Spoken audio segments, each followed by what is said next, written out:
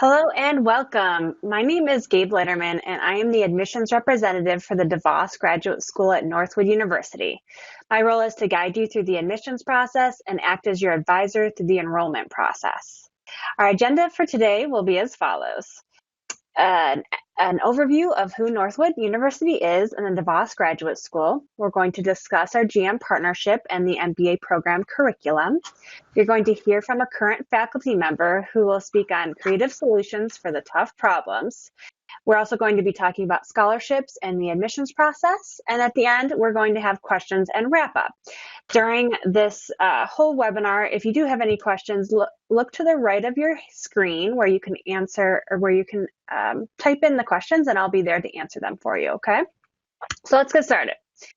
We are so pleased that you are investing your time today to learn about the partnership GM and Northwood offers to help you advance your career. We see education as an investment that has a great ROI. Northwood University and GM has partnered for over 5 years to offer the Executive MBA program. Although we've been partnering with the industry for decades to ensure that what you are learning in the classroom has a direct application to what you are doing professionally. We have a 50-year plus history of educating the automotive industry. Our mission is that we are developing the future leaders of a global, free enterprise society. We have over 3,500 graduates across the globe in our automotive degree programs, and over 50,000 automotive employees have participated in our continuing education programs. And that truly is a testament of our longstanding partnership that Northwood University has with your industry. So next, I'd like to turn it over and introduce you to Dr. Todd Thomas, who's the Associate Academic Dean and Professor here at the DeVos Graduate School. He's been with us for over 10 years, coming from the automotive industry, where he was an executive with Mercedes-Benz. Dr. Thomas has worked with thousands of leaders in over 20 countries on issues of leadership and change, and is focusing today on leveraging diversity to get past the tough problems. Go ahead, Todd. So good morning. Yeah, good morning, everyone. I want to take just a couple of moments and give you some details of the program, and then we'll get into a brief, what we sometimes call knowledge nugget. I tried to put a few slides together with an idea that you might be able to walk away with today and put into use. But first, let me tell you a little bit about the program. Our Executive Master of Business and Administration that is focused with GM is for executives and other and aspiring executives in the automotive industry, as well as partners of GM. It is an accredited 24-month program. When you go through this program, you will actually have the same content as those who are attending our traditional MBA program. But in this case, some of the curriculum is designed to meet the needs specifically of GM and GM-related professionals. This is an ongoing cohort-based program, so you'll join with a group of people that you'll stay together with for the most part.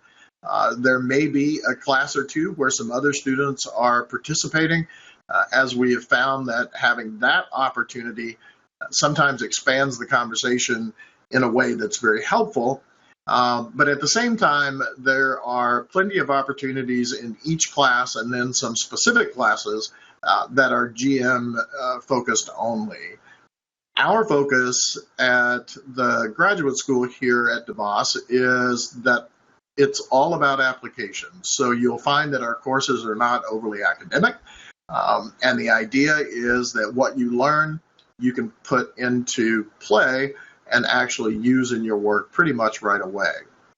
You'll see that we cover the sorts of courses that you would expect in a general MBA program. So we'll talk about business and economic policy. There'll be some financial reporting. We spend a lot of time talking about leadership and management, competitive strategy. But when we get to the topics around process improvement and strategic management, those specifically are classes for folks who are enrolled in the GM EMBA. So in those courses, there's not a likelihood that you'll share that course with any other students, because here we will focus and use some of the input that we've received from GM to allow us to make sure that it's really focused on your work. That final topic, the GM Capstone Project, is a directed study that really is something that has been amazing since we have started this partnership over the last few years, or restarted this partnership. This capstone is a directed study, and in fact, we've just wrapped up a few for this year for current members of the GM EMBA. It is a project that you will decide. You'll choose what project you want to get into, and the purpose of the project is to both allow you to integrate the learning that you've had across the course of the MBA, but also to provide value to your workplace. And so these projects are created to be able to be applied. And as you'll see on this screen, this is just a sample of some of the results that have been found through the course of this capstone. So an employee engagement project that ended up being picked up as an international project, and as a result, the minimal estimation is that employee retention picked up, and as a result, savings have been estimated around $6 million a year. You'll see that there are smaller projects, dealership leasing projects that was related specifically to a student that worked at a dealership, where they found ways to increase profitability by $54,000. That means a lot when you are perhaps a smaller dealership or an individual dealership. The point here is that each of these directed studies are a partnership between you as our student and one of our faculty members who has expertise in the area that you really are focusing. We work together over the course of the semester, and at the end, most of our students, well, I would even say all of our students, discover that they've learned a lot more than what they thought they did during the program, and this is a really nice way to bring that together to see what the impact of the program has been. So we are always reviewing our courses for currency and relevancy. We're in the middle of doing this right now to make some adjustments to courses in the fall and spring with current topics that may have developed over the last year or so. We use case studies and discussion topics that are relevant to the world that you live in. So not only are you learning the concepts and learning to apply the concepts, but you're also doing it in an environment that is compelling. These are opportunities to share not only what you may have thought of in the past as the right answer, but more a discussion of the concepts and the answers and the ideas in the class with not just the professor, but with the rest of the people who are in your class. Our capstone projects that I mentioned a few moments ago are also very integrative in terms of what some people refer to as soft skills and hard skills. Even if you have the greatest idea for a financial improvement in the business, you still have to convince people, and you have to create a change process that works, and you have to exhibit leadership in the process, regardless of your position. And so all of these come together in a way that you can impact the work that you're doing and show value for the investment being made. Now, one of the things that leaders and managers often run into when they're working with teams is this feeling that there are certain problems that just simply won't go away. And often our inclination is to do more research, collect more data. Both of those are great ideas.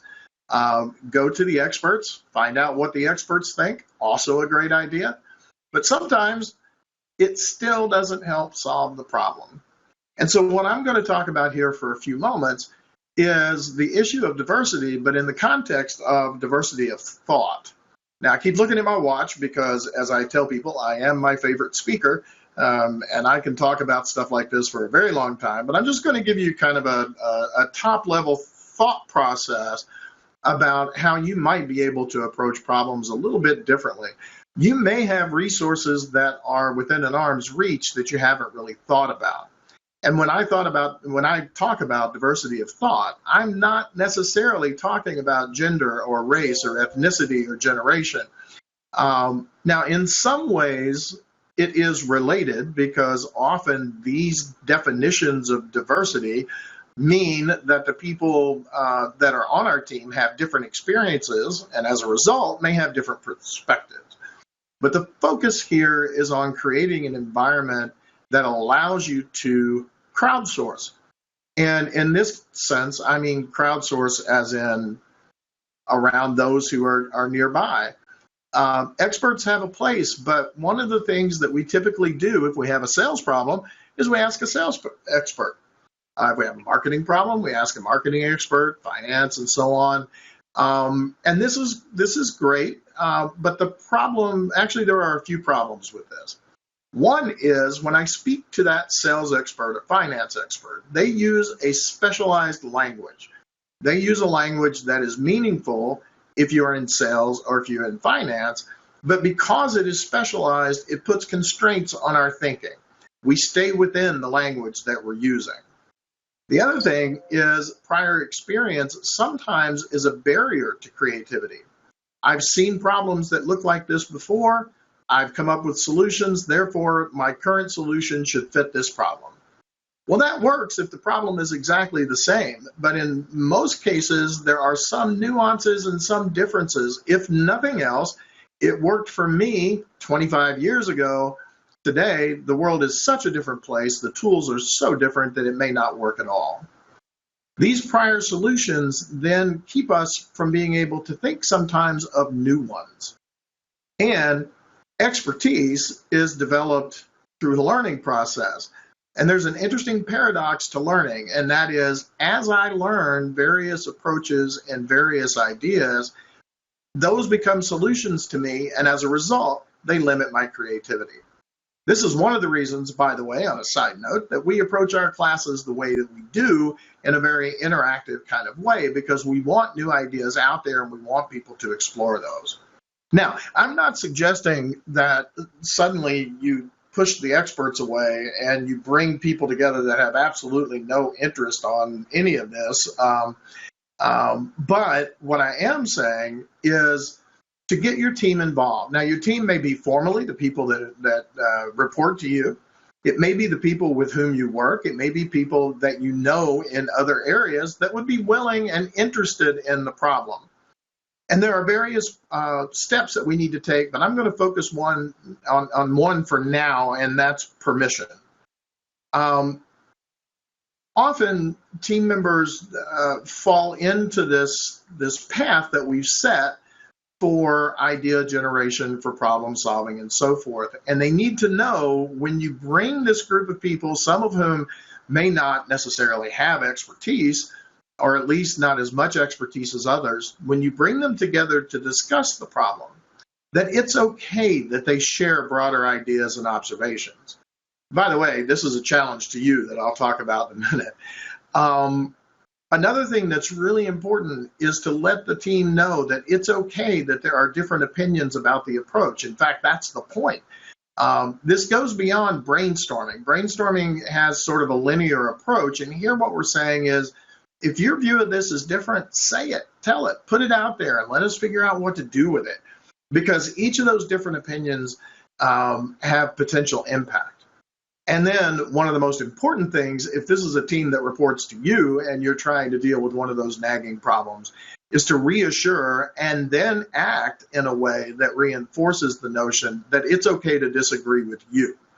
Often teams, even in the most empowered, engaged, and interactive teams, will still look to the manager to see what direction they should go. So make sure that people understand that you really want this broader discussion. And then you need to listen. You need to be willing to try something new, and you need to be willing to take some risks. And let me just say that if you're not, then be honest with yourself. If you're not really willing to try something new, or you're not really willing to take some kind of risk, then in that case, this may not be the best approach. Because if you tell people that their ideas are valued and then they discover that actually they're all forced back into the box, you can have more of a negative impact than a positive impact.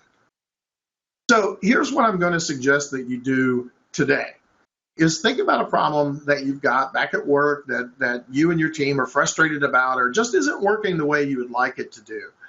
and invite people and give them this permission. If you have an idea as to how to approach it, one interesting thing to do is to ask your team, what do you think is going to go wrong with this approach? Actually, it's even better if it's what do you think will go wrong with my approach? But sometimes it's an approach that's out there, that's been used before, and truly putting on the table, where's this going to go sideways, can really bring about an interesting conversation. Another really good question is, what am I missing? If I'm the manager or even just someone who's trying to do my job from day in and day out, I also have blinders. I have a narrow path that I follow. So I need to know, where am I missing this? And what do you think? What do you think that I might be overlooking? And then the last question is a really great one, and that is, if we didn't do this the way that we do it, what would we be doing?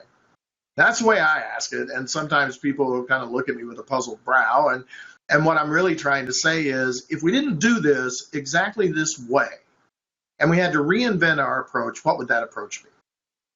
So here are some ideas just to start a conversation. It's not a complicated thing, and then be open to what you hear, and you may find that you have some better ideas and some better thoughts for some of the problems that you've learned to be very familiar with. Okay, so this brief discussion is an example, and what you hear in the background is my phone. I'm hoping that it's not Gabe texting me saying that I'm not on anymore. One example, this brief point is one example of a topic within a week that would have lots of topics. And so what we might do in a classroom is I might have an article on creative disagreement, or I might have an article on diversity that I ask students to read and then do some kind of an exercise. And in fact, for this specific one, I might ask them to do the exercise specifically about how we approach the class. And the idea that this is the way I do it. What might I be missing? What would we do if we didn't do it this way? And we'll share ideas throughout the week. And then later, there would be a case of some kind that we would sit down and focus on, and you would have an opportunity to come back to this and say, you know, if the main character in this case were to approach this from a diversity of thought standpoint, here's how they would do it, and here's how they might come out with a result. This is a much more effective way to not only enhance learning, but to assess learning, which is why we don't typically have midterm exams and finals, but rather we have these cases and other application exercises so we can see how you're doing, so you can see what you're learning, and so we can move from concept to concept. Okay, so I think, Gabe, does this go back to you now? That is right. Thank you. You're welcome. All right, so I was just chatting on the event chat, but to go over the program again, this is a 36 credit hour course, which means you take 12 courses. You take one course every 8 weeks. So this is for working professionals, obviously for GM employees, dealerships, and tier 1 suppliers, GM family. So you take 2 courses per semester. And the next start is this fall, which is late August 26th. We also have a spring start as well. Do note, so we will chat a little bit later about the tuition reimbursements, but do note if you are GM corporate, a fall start is a little bit more advantageous for you for your reimbursement than a spring start. But we can go over that offline for each individual if interested. The program cost is $37,080. That's for the whole 2-year program. It's split up into 6 different semesters. And like I said before, we do have the GM partner discounts. So if you're a GM family member, we do offer discounts for the tuition, and we do have scholarships available as well. And if I could just throw out there really quickly, Gabe, that $37,080 also covers the materials of the course. So really, you don't have additional material costs and textbooks, those kinds of things that you might have in other kinds of MBA programs. Yeah. All right. I did notice some of the folks that did register were potentially interested in the Retail Automotive Executive MBA, so I wanted to throw this slide on here. We do have, in addition to our traditional MBA program, we have 4 other degree options: our Retail Automotive Executive MBA, the Automotive Aftermarket Executive MBA, our Master of Science in Organizational Leadership, and our Master of Science in Finance. So although you're here today to learn about the GM Executive MBA, you might know someone that might be interested in the other degree programs. I'd be more than happy to chat with them.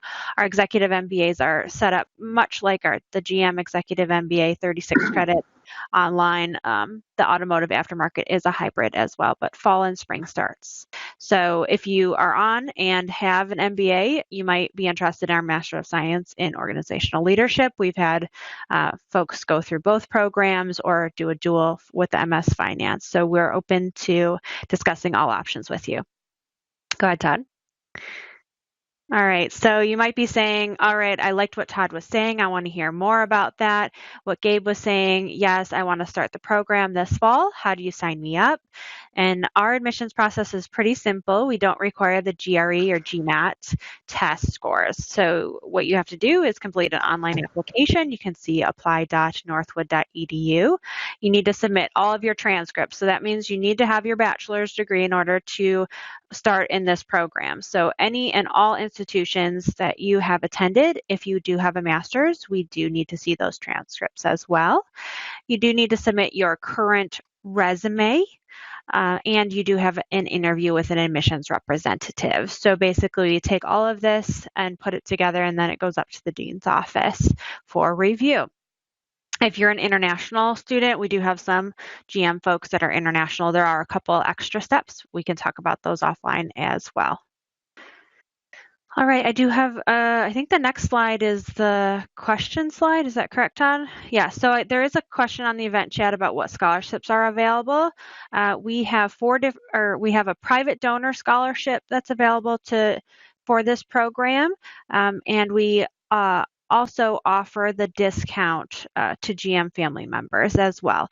If you are military, we also do have application waiver for military as well. So Kim, you did ask a question about the scholarships, private donor scholarships. That ranges, I've seen from $1,000 to $3,000. It just really depends. And it's once you are admitted, you are able to apply for that scholarship. Also, kudos to a Northwood grad. We have a lot of Northwood grads that do come through our program and spread the good news about our program. So thanks, Kim, for talking about that. So this is the time to ask any questions. You can type them up in the event chat. I usually start off this time. We have about 7 minutes left. And I usually ask the same question to Todd or the faculty member about, how available are faculty members to our current students? Actually, we take a lot of pride in that.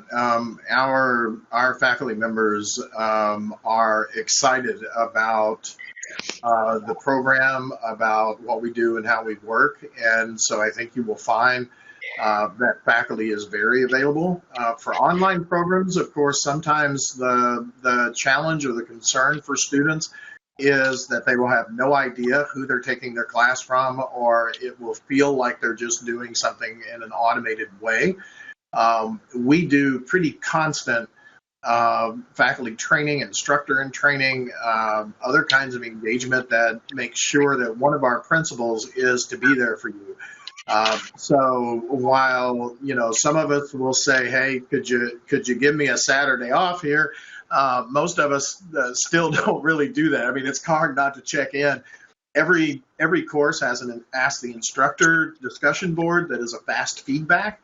All of us subscribe to it. So if you post a question, we get a text that says, "Wow, somebody's posted a question in the Ask the Instructor board." We jump on within that day and make sure to answer it. So I think you'll find I would be challenged to think of an institution that where the faculty would be any more available than we are. We really want to see you be a success, and it's one of the principles that we all live by.